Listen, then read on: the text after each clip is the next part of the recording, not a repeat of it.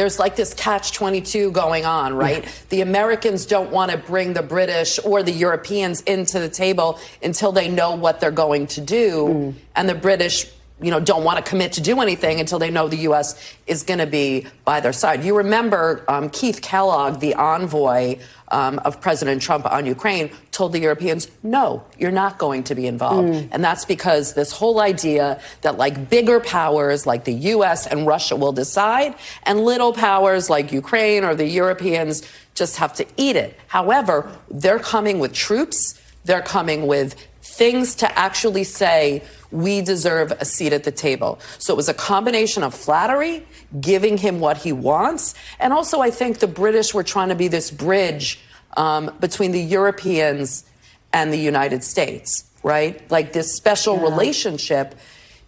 Ironically, this whole attitude by President Trump, this America first, is going to make the Europeans do what the U.S. has been wanting them to do for decades, which is to kind of get their security act together. And I think if President Trump sees them doing that, he's going to respect them more, he's going to want them at the table, and he's going to need them at the table. Interesting.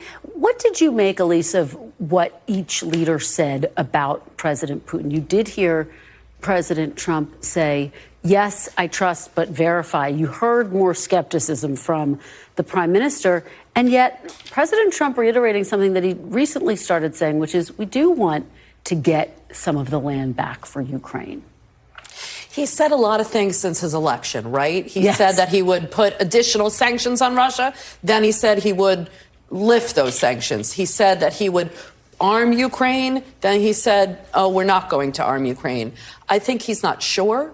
I think he's still trying to feel out President Putin. But at the end of the day, even as lovely as he thinks Putin is, and remember, even President Bush said he looked into Putin and saw his soul.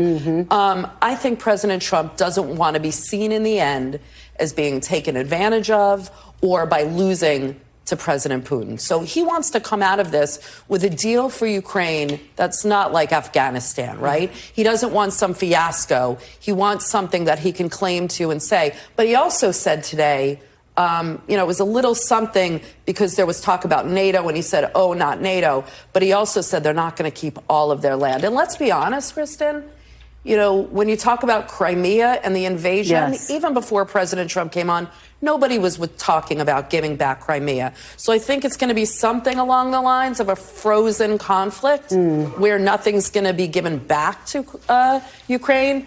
But I think, President Putin is still going to keep some territory.